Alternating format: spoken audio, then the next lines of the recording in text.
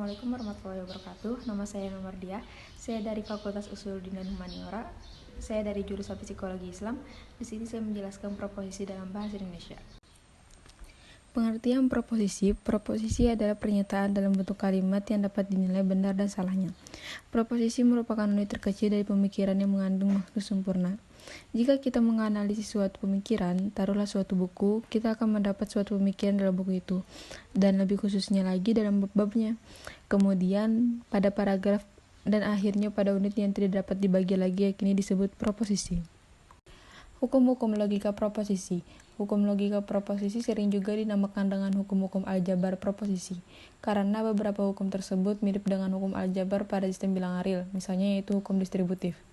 Hukum-hukum logika proposisi dengan pembuktiannya dengan menggunakan tabel kebenaran yaitu 1. Hukum identitas, 2. Hukum nol atau dominasi, 3. Hukum negasi, 4. Hukum idempoten, 5. Hukum involusi atau negasi ganda, 6. Hukum penyerapan atau absorpsi, 7. Hukum komutatif, 8. Hukum asosiatif, 9. Hukum distributif, 10. Hukum De Morgan, 11. Negasi T dan F. Bentuk-bentuk proposisi. Proposisi dibagi menjadi 3, yaitu proposisi kategorik, proposisi hipotesis, dan proposisi disjunktif. 1. Proposisi kategorik. Proposisi kategorik adalah proposisi yang mengandung pernyataan tanpa syarat seperti Hasan sedang sakit. 2. Proposisi hipotesis. Proposisi hipotesis yaitu proposisi yang sifat pengakuan atau pengingkaran yang terkandung di dalamnya adalah dengan syarat. Proposisi hipotesis berdasarkan syarat yang ada di dalamnya dibagi menjadi 3, yaitu proposisi kondisional, proposisi konjungtif, dan proposisi disjunktif. A. Proposisi kondisional. Proposisi kondisional ialah proposisi yang menyatakan suatu kondisi hubungan ketergantungan antara dua proposisi. Hubungan tersebut menunjukkan bahwa proposisi yang satu pasti mengikuti proposisi yang lainnya, karena adanya suatu kondisi tertentu. B. Proposisi disjunktif. Proposisi disjunktif adalah proposisi yang mengandung kemungkinan-kemungkinan atau pilihan-pilihan. Proposisi disjunktif biasanya ditandai dengan atau. Proposisi disjunktif dibedakan menjadi proposisi disjunktif dalam arti sempit dan proposisi disjunktif dalam arti luas. Proposisi disjunktif dalam arti sempit hanya mengandung dua kemungkinan, tidak lebih dan tidak kurang. Kedua kemungkinan itu tidak dapat sama-sama benar, dan dua kemungkinan itu hanya satu yang benar. Jika kemungkinan yang satu benar, maka kemungkinan yang lainnya pasti salah. C. Proposisi konjungtif. Proposisi konjungtif adalah proposisi yang memiliki dua predikat yang tidak mungkin sama-sama memiliki kebenaran pada saat yang bersamaan. Proposisi ini biasanya ditandai dengan tidak mungkin sekaligus dan. Kebenaran suatu proposisi konjungtif tergantung pada suatu oposisi eksklusif yang benar, yang berada di antara bagian-bagiannya. Bagian-bagian dan suatu proposisi konjungtif disebut konjungsi.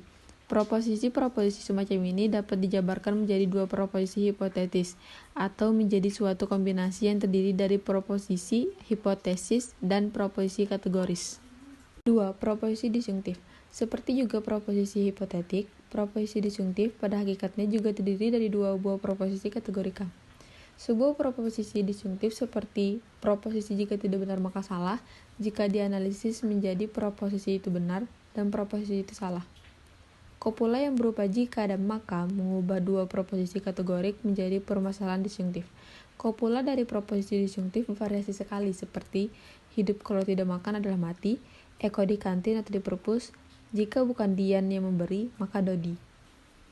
Bentuk-bentuk proposisi disjunktif yaitu 1. Proposisi disjunktif sempurna mempunyai alternatif kontradiktif, rumus A mungkin B, mungkin non B, seperti Fajar mungkin masih hidup, mungkin sudah mati atau non hidup.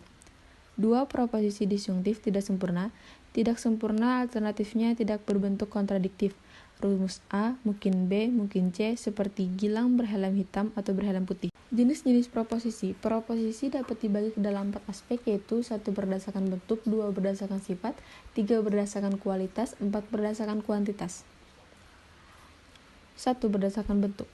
Berdasarkan bentuknya, proposisi dapat dibagi atas dua jenis, yaitu A. Proposisi tunggal adalah proposisi yang terdiri dari satu subjek dan satu predikat.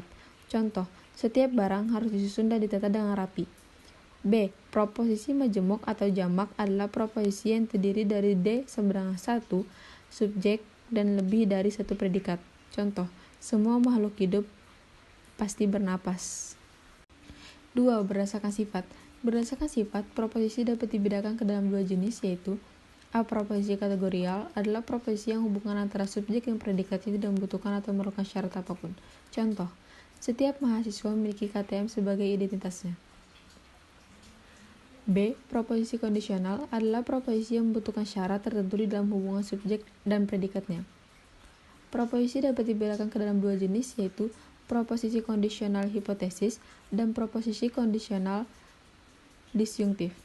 Contoh proposisi kondisional hipotesis, jika hari ini tidak hujan, dia pasti akan menepati janjinya. Contoh proposisi kondisional disjunktif mempunyai dua pilihan alternatif. Dia tidak jadi datang karena sibuk atau malas. David Beckham adalah seorang pemain bola atau model. 3. Berdasarkan kualitas. Berdasarkan kualitasnya, proposisi juga dapat dibedakan menjadi dua jenis, yaitu A. Proposisi positif merupakan proposisi yang memiliki persesuaian antara subjek dan predikatnya. Contoh, semua manusia adalah makhluk hidup. B. Proposisi negatif merupakan kebalikan dari proposisi positif, di mana tidak terdapat kesesuaian antara subjek dan predikatnya. Contoh, tidak ada seorang laki pun yang mengenakan jilbab. 4. Berdasarkan kuantitas. Berdasarkan aspek ini, proposisi dapat dibedakan ke dalam dua jenis, yaitu A. Proposisi umum atau universal adalah proposisi yang pada umumnya diawali dengan kata semua atau seluruh. Contoh, semua warga Indonesia wajib memiliki KTP sebagai identitasnya. B. Proposisi khusus atau spesifik adalah proposisi yang pada umumnya diawali dengan kata sebagian dan beberapa. Contoh, sebagian kendaraan bermotor diparkir di halaman belakang. Sekian, jika ada kesalahan kata mohon dimaafkan. Wassalamualaikum warahmatullahi wabarakatuh.